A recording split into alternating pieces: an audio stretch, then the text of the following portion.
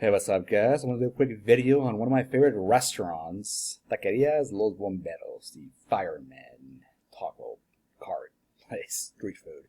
So essentially, this place is somewhere I grew up eating a lot in Ciudad de Sonora, Mexico, and it has a particular type of taco from Sonora called los tacos cebosos. So Sonora has a very particular type of taco. If you've never been to a Sonoran restaurant outside of Sonora, or to Sonora, one thing you can notice really quick is that one thing we have cabbage on tacos. This is like this tomatillo and jitomate sauce, so this is not spicy at all. And our meat tends to be a lot thicker than other places. And this is grilled onions and so on. So this is particular a very don't know traditional, but I grew up eating this stuff. But essentially, you see a lot of stuff in Sonora. These are flour tortillas, which we are known to eat a lot of, and we're kind of like the Texas of Mexico in the sense that we have the best steaks. Essentially, I don't think anyone's going to debate that, but they could. Los dioses de la carne asada. Essentially, tacos cebosos. Cebo means fat. You get this piece of fat that's being cooked in the bottom, obviously. The grill's right there. And the fat is melting along the way. So you grab this with a plier and you sprinkle this fat all over the meat and the tortilla. So pretty much just grab it and kind of like a napkin, like a dirty napkin or whatever, trying to get some water out. You just press it on the meat, press it on the tortilla, and it gives it a very good, nice little flavor.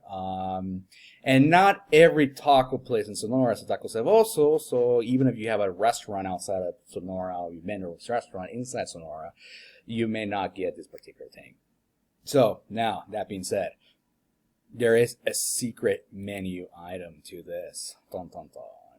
So this is one example out here. I believe this might be one that's not very well done. Not very well done meaning it's not good, but it didn't take that long to cook. But it's this particular tortilla right here. And this is jasmine tea, if you're wondering. And probably some type of soup. But essentially,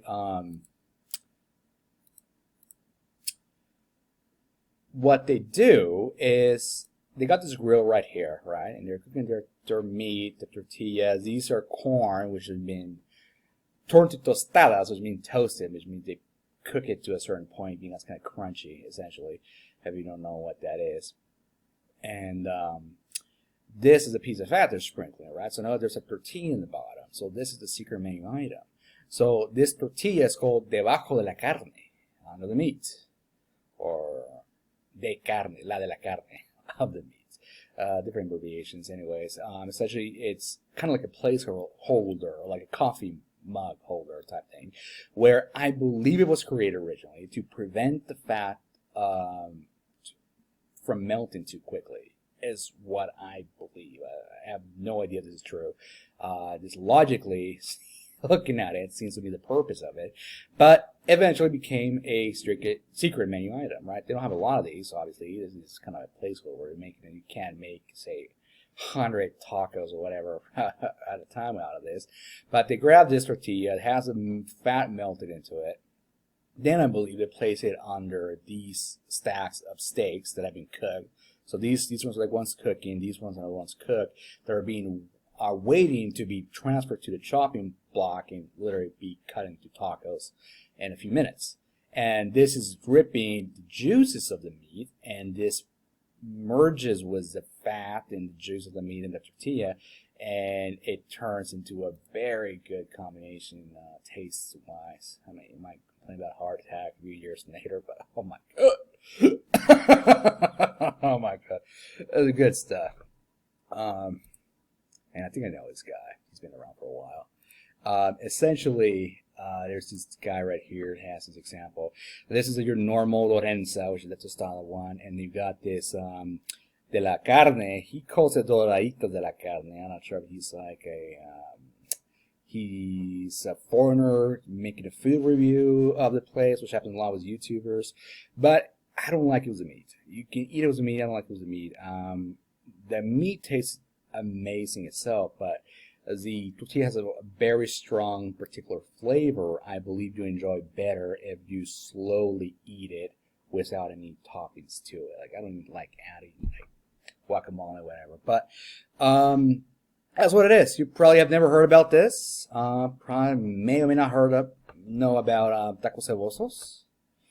And if you do, you probably have never heard about the debajo carne. What's pretty funny about this is that I was talking to some friends that I grew up with in Obregón. And one in particular, he lived in my same block. Like, we were almost neighbors in the sense that we were in the same street, right? The same block. And I tell him that. I'm like, man, I'm craving those de la carne. He's like, what the hell are you talking about? What are those?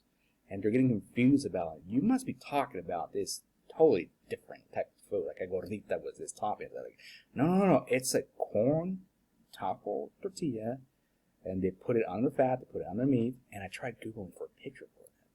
And I can't find anything alive. Not in American Google, not in Mexican, not in Mexico Google, not in YouTube.